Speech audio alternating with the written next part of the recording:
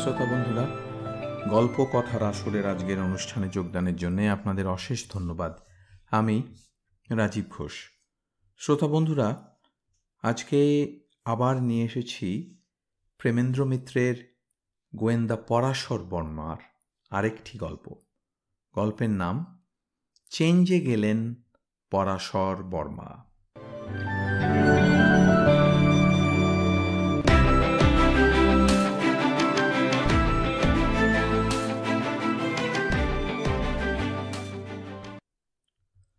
চমৎকার জায়গা, নদী, পাহাড়, শালবন, চলে এসো এক্ষুনি। পোস্টকার্ডে ওই কটি কথা আর তার নিচে সই, পরাশর। পরাশর ছাড়া এরকম অনুরোধ আর এমন অদ্ভুত চিঠি কে লিখতে পারে? চমৎকার জায়গা হলেই যেন হলো, আমার কাজকর্ম নেই, পয়সা কড়ির ভাবনা নেই, এসো বললেই আমি যেন চলে যেতে পারি। আর যাব কোথায়? পোস্টকার্ডে কোনো ঠিকানা নেই। ঠাট্টা যদি হয় তাহলে এরকম ঠাট্টা আমার ভালো লাগে না, কিন্তু ঠাট্টা নয়। দুদিন বাদে খামে চিঠি আসতেই তা বুঝলাম। এবার চিঠিতে সব কিছু খুলে লেখা আছে। মাসখানেকের জন্য একটি বাড়ি ভাড়া নিয়ে পরাশর সিংভূম জেলার একটি ছোট শহরে গিয়ে উঠেছে। শহর নামেই, স্টেশনকে ঘিরে একটা বাজারেই শেষ। তারপর শুধু মাঠ আর বন, পাহাড় আর নদী। কোনো এক চোরা কোম্পানি যুদ্ধের আর বাংলা বিভাগের পর লোভ দেখিয়ে সেখানে জমি বিক্রি করে বহু বিশ্বাসী নির্বোধ মানুষকে ঠকিয়েছিল। এখন আধা জঙ্গলের মধ্যে এখানে সেখানে কটা বাড়ি উঠেছে, তার কোনোটায় মানুষজন থাকে, কোনোটা দরজা জানলা বিহনে খাঁ খাঁ করছে। এইসব পড়ে গিয়ে দেখলাম চিঠিতে শুধু প্রকৃতি বর্ণনাই ছিল, ছিল নির্জনতার স্তব আর নিস্তব্ধতা নিয়ে কবিতা। সবচেয়ে যেটা দরকার, সেই ঠিকানাও দেওয়া ছিল। স্টেশনের নাম, কোন ট্রেনে গিয়ে কখন নেমে কোথায় কোন রাস্তায় পৌঁছতে হবে তার বর্ণনা পর্যন্ত।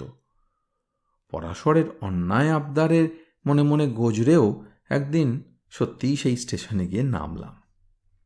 দুপুরবেলা, শীতকাল বলে রোদের ঝাঁঝ নেই, অন্য কোনো বাহন এমনকি সাইকেল রিক্সা পর্যন্ত না থাকায় গরুর গাড়িতে ঢিকোতে ঢিকোতে যেতে যেতে মন্দ লাগলো না জায়গাটা। মধুপুর, দেওঘর, রাঁচি, হাজারিবাগ মানুষের ভিড়ে সত্যিই যেন পচে গেছে।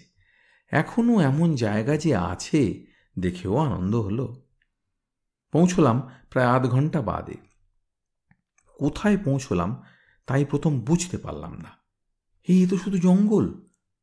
না, কিছু দূরে ছাড়া ছাড়া গোটা তিনেক বাড়ি দেখা যাচ্ছে বটে, কিন্তু গাড়ি তাহলে বাড়ির কাছে পর্যন্ত না গিয়ে এখানে থামলো কেন? গাড়োয়ানকে সেই কথাই জিজ্ঞাসা করলাম। সে হেসে বললে, না বাবু, ও বাড়িতে যাব নাই, ও বাড়িতে পাগলা বাবু তাইলে ছবি খিঁচে লিবেক। একটু কষ্ট করে বুঝলাম ফটো তোলার কথা বলছি গাড়োয়ান। হেসে বললাম, তা ফটো নিলে দোষ কি, ভালোই তো। গাড়োয়ান যা বলল তাতে বুঝলাম ফটো তোলার যত আকর্ষণই থাক, তাদের বর্ণিত পাগলাবাবু বাড়াবাড়ি করে ব্যাপারটা এদের কাছেও পচিয়ে দিয়েছে। একবার তার হাতে পড়লে ঘণ্টা খানেকের আগে নাকি ছুটি নেই। মানুষটা থেকে শুরু করে গাড়ি, গরু, মায় আলাদা চাকাগুলোর পর্যন্ত বারবার ফটো তুলে তবে ছাড়বে। আর তাও কি সে একবারের পালাতেই শেষ? দেখা একবার পেলেই হলো, আগে ফটো তোলা হয়েছে বললেও নিস্তার নেই। পাগলা বাবুটি যে কে তখনই খানিকটা অনুমান করে ফেলেছিলাম। গাড়োয়ানকে অনেক আশ্বাস দিয়ে বাড়ি পর্যন্ত নিয়ে গিয়ে দেখলাম অনুমান আমার নির্ভুল। পাগলা বাবু আর কেউ নয়, আমাদের পরাশর। গাড়োয়ানকে যে আশ্বাস দিয়েছিলাম তার রক্ষা করতে পারলাম না পুরোপুরি। আমায় সাদর সম্ভাষণ জানানোর সঙ্গে সঙ্গে গাড়োয়ানের দুটো ছবি না নিয়ে এসে ছাড়লে না। সেই সঙ্গে আমারও ওই অবস্থায় গোটা তিনেক বিভিন্ন পোজে। ট্রেনের ধকলের পর মুখ হাত পা পর্যন্ত না ধুয়ে, দুদণ্ড না জিরিয়ে এই ছবি নেওয়ার জন্যে মডেল হওয়া কি মধুর যে লাগলো তা বোধহয় বলবার দরকার নেই। দুদিন পরাশরের সঙ্গে কাটাবার পর তার নতুন নেশায় প্রায় পাগল হয়ে উঠলাম।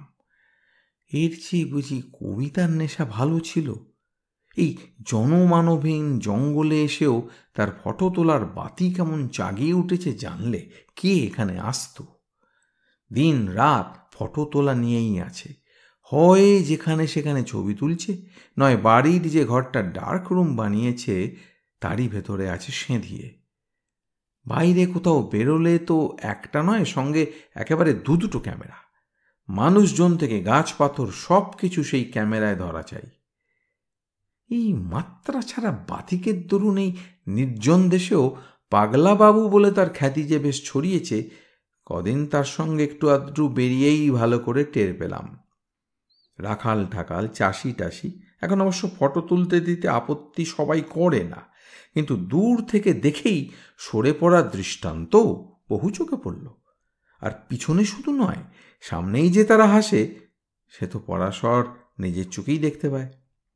কিন্তু পরাশরের তাতে লজ্জা নেই। এই ফটোর বাতিক থেকে অমন উপকার হবে তা অবশ্য তখন ভাবতে পারিনি। আমাদের কাছাকাছি জঙ্গলের মধ্যে আর দুটি মাত্র বাড়ি, তার একটি লোকজনের অভাবে তালাবন্ধ, আর অন্যটিতে এক বৃদ্ধ দম্পতি থাকেন। প্রতিবেশী হিসাবে তাদের সঙ্গে সামান্য পরিচয় হয়েছে। পরাশরের কাছে একটু আভাস পাওয়ার পর তাদের জীবনের একটা অত্যন্ত করুণ ব্যাপারের কথা আগেও কিছু শুনেছি বলে মনে পড়েছে। তাদের একটি মাত্র মেয়ে শুভা আজ বছর 2 হলো নিরুদ্দেশ। পয়সার অভাব নেই বলে তারা খোঁজবার কোনো ত্রুটি করেননি, কিন্তু তাদের অকাতর অর্থব্যয় আর ভারতবর্ষময় পুলিশের যথাসাধ্য চেষ্টা সত্ত্বেও শুভার কোনো হদিশই মেলেনি। বড় লোকের খেয়ালি মেয়ে, বাড়িতে থাকতে থাকতে ছায়াছবিতে অভিনয় করবার জন্য একবার নাকি অত্যন্ত জেদ করেছিল। বাপ মা তাতে বাধাই দিয়েছিলেন তখন মেয়ের ভালোর জন্যে, কিন্তু এখন তাদের সেজন্য আফসোসের সীমা নেই। ফিল্মে গিয়ে অভিনয় করতে অনুমতি দিলে এমন করে আজ তাকে হারিয়ে তো জীবনমৃত হয়ে থাকতে হতো না।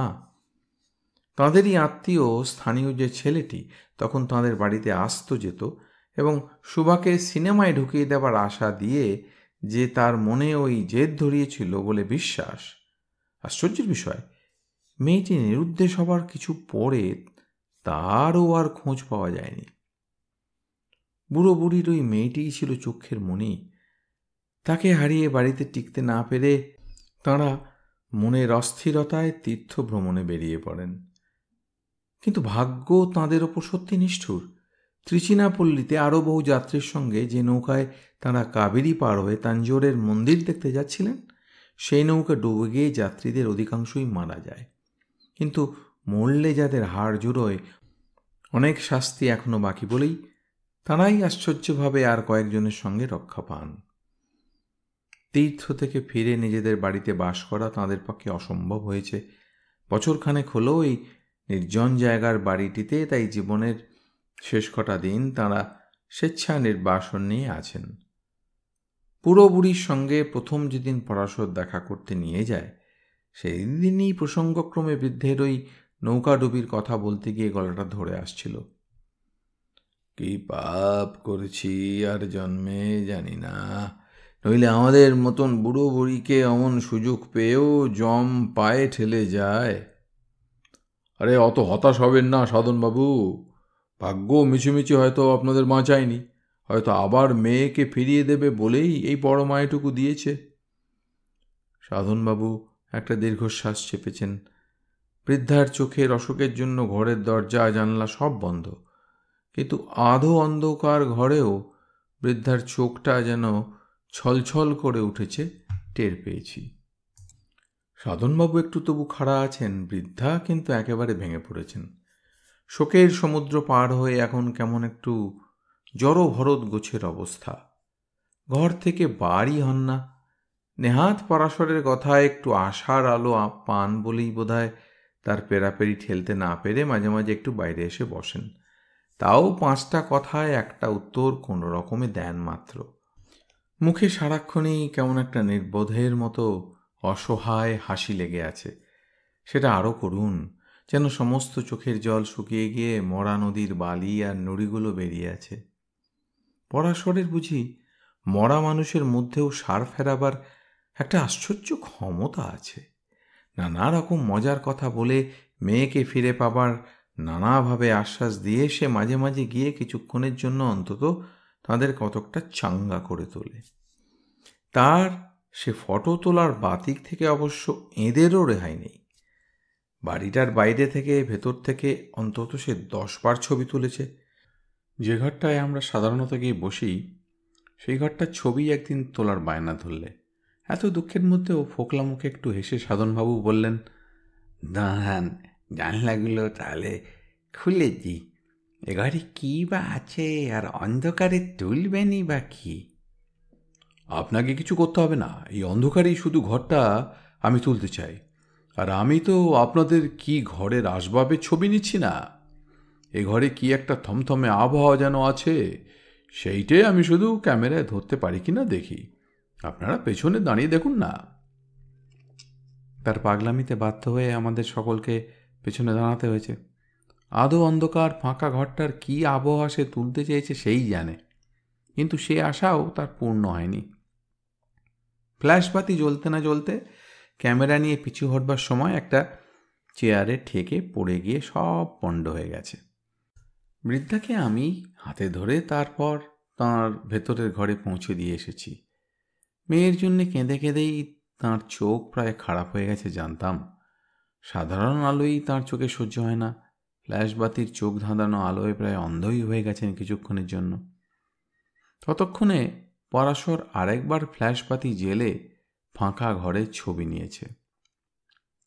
নিজেদের বাড়িতে ফেরার পর পরাশরকে আমি একটু বকুনি না দিয়ে পারিনি। তোমার বিদঘুটে শখটা এই বুড়ো বুড়ির ওপরও না খাটালে নয়? পরাশর একটু লজ্জিত হয়ে বলেছে, কিন্তু আমি ওদের একটু খুশি রাখবার জন্যই তো এমন করি।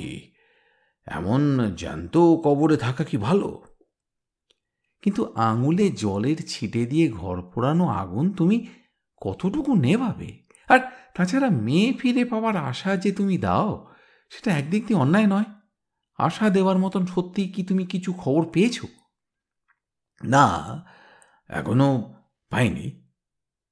পরাশর বেশ একটু কুণ্ঠিতভাবেই বলেছে, কিন্তু আমার কেমন মনে হয় যে মেয়ের খোঁজ পাওয়া যাবেই। এবার আমার নিজের অদ্ভুত অনুভূতির কথাটা আমি না জানিয়ে পারিনি। বলেছি, দেখো, এইসব গোলমালে এখন গুলিয়ে যাচ্ছে, কিন্তু তোমার এই ছবি নেওয়ার কেলেঙ্কারির আগে বা পরে এখন মনে করতে পারছি না, কি যেন একটা অদ্ভুত জিনিস দেখেছি। পরাশর উদ্গ্রীব হয়ে আমায় মনে করাবার চেষ্টা করেছে, কিন্তু ফল কিছু হয়নি। পরাশরের ফটো তোলার নেশা থাকে যত সামান্যই হোক, একটা হদিশ কিন্তু আশ্চর্যভাবে একদিন পাওয়া গেছে। অ্যালবামটা নিয়ে গিয়ে পরাশর সেদিন সাধনবাবুকে তার বাড়ির ছবিগুলো দেখাচ্ছিল। পাতা উল্টাতে গিয়ে হঠাৎ একটি পাতায় একটি ছবি দেখে সাধনবাবু যেন চমকে উঠেছেন। ছবিটা একটি মেয়ের। ব্যাপারটা আমারও নজর এড়ায়নি। পরাশর একটু কৌতূহলী হয়ে জিজ্ঞাসা করেছে, কি ব্যাপার সাধনবাবু, মেয়েটি চেনা মনে হচ্ছে নাকি? সাধনবাবু প্রথমটা কিছু বলতেই চাননি, তারপর 2-3 বার অনুরোধ করায় দ্বিধাগ্রস্তভাবে বলেছেন, হ্যাঁ, কতকটা শুভার মতোই দেখতে। শুভা আপনার সে হারানো মেয়ে? পরাশর উত্তেজিতভাবে বলেছে, কিন্তু তাকে তো আমি কখনো দেখিনি। তাহলে এই ছবি আমি তুললাম কোথায়? দাঁড়ান দাঁড়ান দাঁড়ান। পরাশর মনে করবার চেষ্টা করেছে, আর আমরা উদ্গ্রীবভাবে তার মুখের দিকে তাকিয়ে থেকেছি। ঠিক খানিক বাদে পরাশর সোৎসাহে বলেছে, এ ছবি তো আমি কিছুদিন আগে এখানকার স্টেশনে তুলেছি মনে হচ্ছে। এক জায়গায় কয়েকজন দাঁড়িয়েছিলেন, মেয়েটির মুখে কি যেন একটা আছে মনে হওয়ায় না জানিয়ে তুলে নিয়েছি, কিন্তু তাহলে? সাধনবাবুই বাধা দিয়ে হতাশভাবে বলেছেন, না, তা হতে পারে না পরাশরবাবু। সে যদি বেঁচেও থাকে তাহলেও ঠিক এইখানে তাকে আপনি দেখেছেন, এ কি সম্ভব হতে পারে? এ নিশ্চয়ই তারই মতন আর কারো ছবি আমায় যন্ত্রণা দিতেই ভাগ্য আপনার হাত দিয়ে আমার কাছে পাঠিয়েছে। কথাটা আমাদেরও ঠিক বলে মনে হয়েছে। একটু চুপ করে থেকে সাধনবাবু বলেছেন, আর যাই হোক, আমার স্ত্রীকে এ ছবি কখনো দেখাবেন না বা কিছু বলবেন না, মিছিমিছি বড় দুঃখ তাহলে পাবেন। বেশ একটু বিষণ্ণ মন নিয়েই সেদিন বাড়ি ফিরেছি। তার পরের দিন দুপুর থেকেই পরাশর হঠাৎ উধাও। দুপুরে খেয়ে দিয়ে ক্যামেরা নিয়ে সেই যে বেরিয়েছে, আর দেখা নেই। সারা রাত অত্যন্ত উদ্বেগে কাটিয়ে সকালে স্থানীয় থানায় খবর দিতে যাব কিনা ভাবছি, এমন সময় উস্কো খুস্কো চেহারা নিয়ে প্রায় হাঁপাতে হাঁপাতে সে একটা জিপ গাড়িতে এসে হাজির। এই চলো চলো, এখনই সাধনবাবুর বাড়ি যেতে হবে। অবাক হয়ে বললাম, সে কি, কেন? আচ্ছা, সারা রাত কোথায় ছিলে, কি ব্যাপার সেটা আগে শুনি। আরে সব পরে শুনবে, এখন আর দেরি করবার সময় নেই। সেই সুভাকে পাওয়া গেছে। সুভাকে পাওয়া গেছে? নিজের কানকেই আমি বিশ্বাস করতে পারলাম না। বিশ্বাস সাধনবাবুও প্রথম কিছুতেই করতে চান না। কেন বৃদ্ধকে মিছিমিছি পরিহাস করছেন পরাশরবাবু? সমস্ত ভারতবর্ষ পুলিশ দিয়ে খুঁজিয়ে যাকে পাইনি তাকে আপনি এখানেই পেয়েছেন, একথা বিশ্বাস করতে বলেন? বিশ্বাস তো এখন করতে বলছি না, চাক্ষুষ দেখেই করবেন। চলুন না, আপনার কষ্ট হবে বলে জিপটা চেয়ে এনেছি। এখান থেকে থানা তো 8 ঘন্টার পথও নয়। সাধনবাবু শেষবার একটু মৃদু আপত্তি জানিয়ে বললেন, কিন্তু সত্যি যদি পেয়ে থাকেন তাহলে থানায় না গিয়ে এখানে আনতে পারতেন না? তার কারণ আছে সাধনবাবু, ওখানে গেলেই বুঝতে পারবেন। জিপে উঠে থানায় যাবার পর দারোগা সাহেব অত্যন্ত খাতির করেই ভেতরের একটি ঘরে আমাদের বসালেন। সাধনবাবুর মতো আমারও তখন মেয়েটিকে দেখবার ব্যাকুলতাই প্রধান। সাধনবাবু সেই কথাই সর্বপ্রথম জিজ্ঞাসা করলেন, কই, সুভাকে তো দেখছি না। দেখবেন, এখনই দেখতে পাবেন, একটু ধৈর্য ধরুন। ধৈর্যও প্রায় 8 ঘন্টার ওপরই অবশ্য ধরতে হলো। তারপর ছোট দারোগা 2 কনস্টেবলের সঙ্গে যে ঘরে ঢুকল, তাকে দেখে সত্যি আমি স্তম্ভিত। ছবিতে যে চেহারা দেখেছি, অবিকল সেই তরুণী মেয়েটি, শুধু মুখটা রাগে ও বিরক্তিতে অত্যন্ত কঠিন। শুভা? সাধনবাবু তার দিকে চেয়ে ভাবাবেশে আর কিছুই বলতে পারলেন না। তার মুখের চেহারা দেখলে ভেতরে তার যে কি হচ্ছে তা বোঝা কঠিন। কি সাধনবাবু?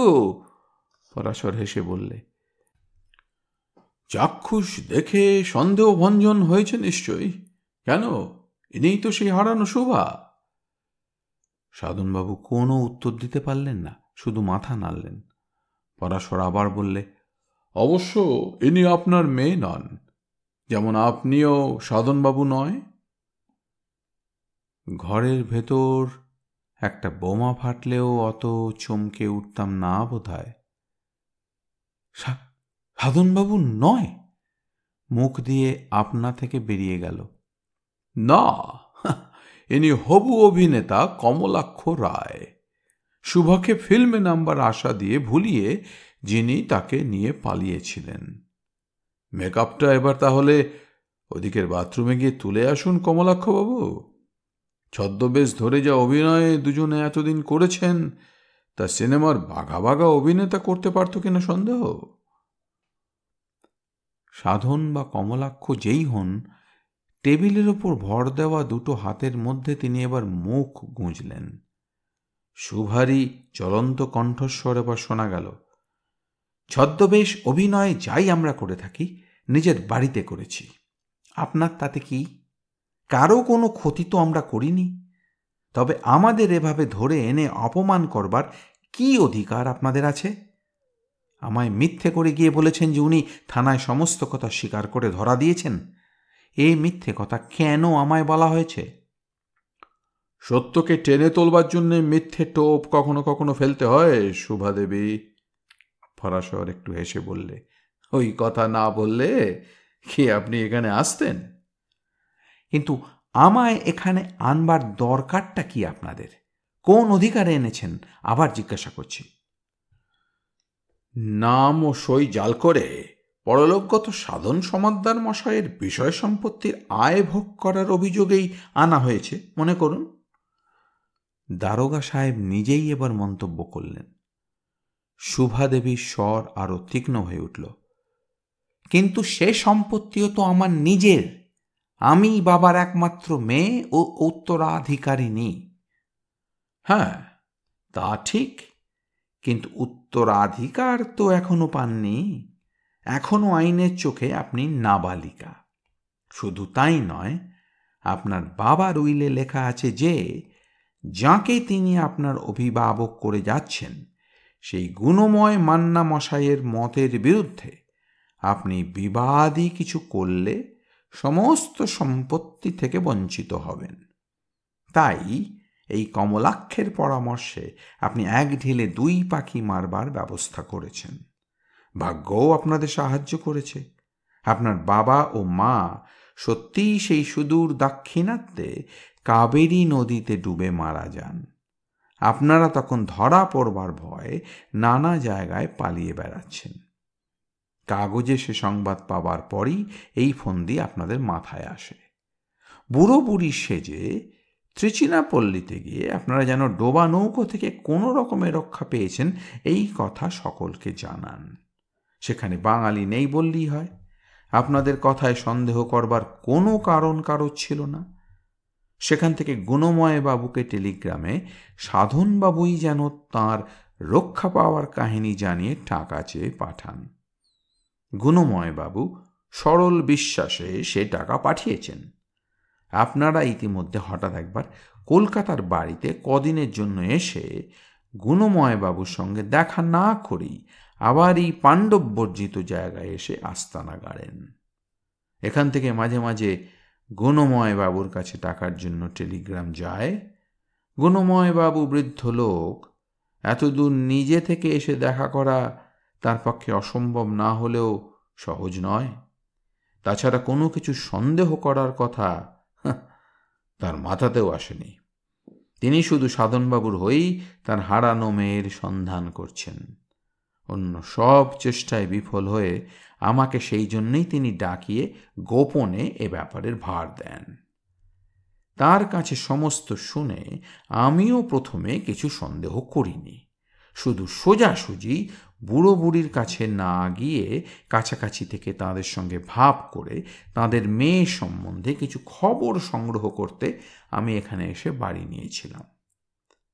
আমিও হয়তো কিছুই না বুঝে এখান থেকে চলে যেতাম যদি না কি? সুভার সঙ্গে আমিও প্রশ্ন করে উঠলাম। যদি না লক্ষ্য করতাম যে অন্ধকার ঘরে ছাড়া সাধনবাবু স্ত্রীরূপী বৃদ্ধা মহিলাকে কখনো বাইরের লোক দেখতে পায় না।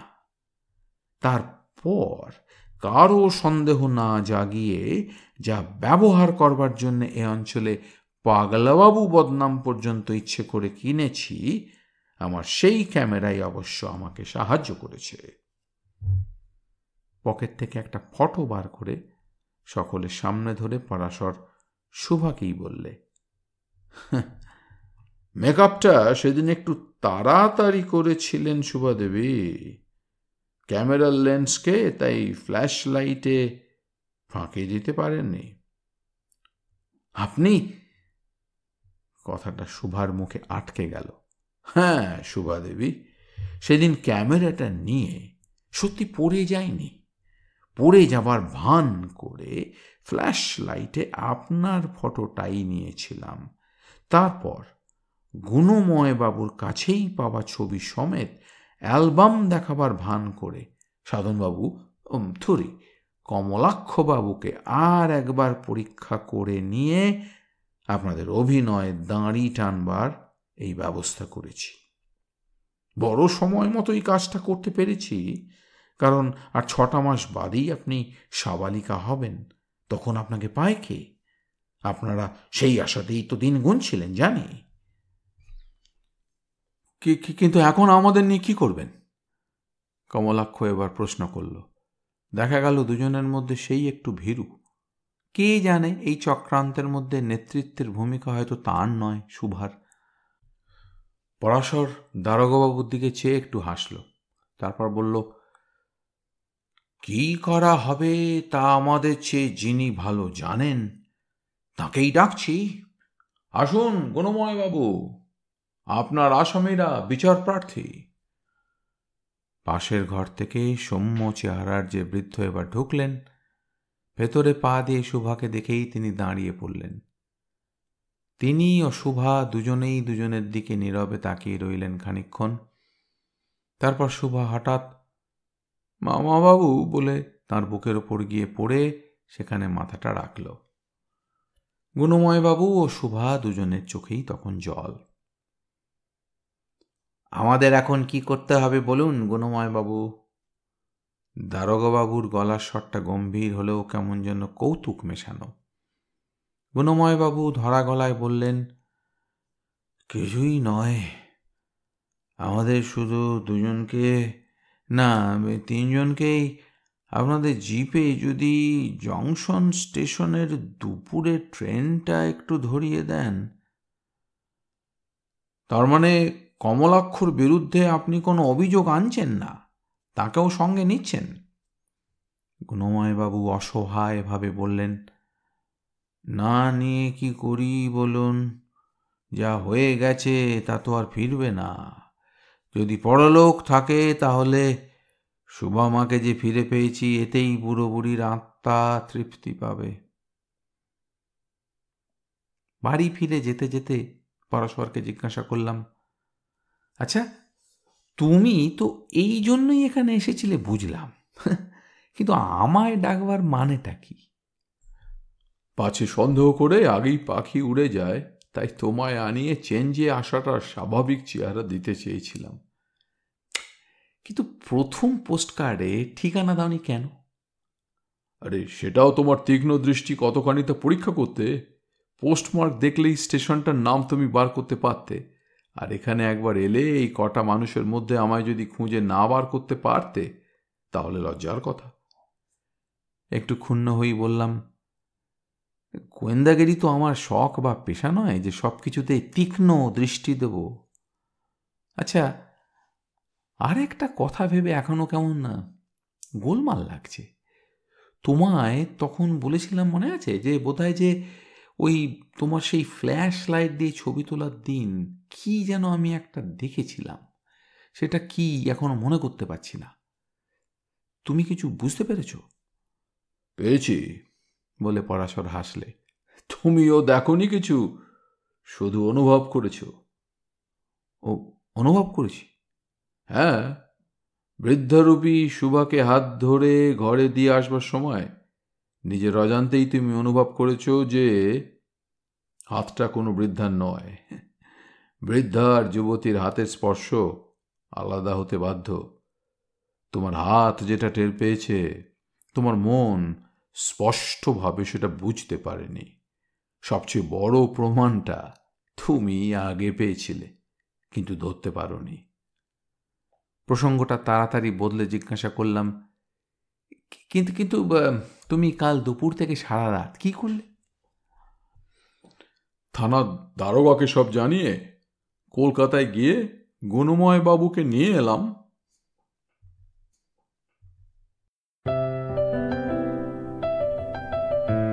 আপনাদের মতামত আমাদের জানাতে ভুলবেন না কিন্তু শ্রোতা বন্ধুরা। আমাদের ওয়েবসাইট গল্পকথার আসর .org, GOLPOKOTHAR THARASOR.org।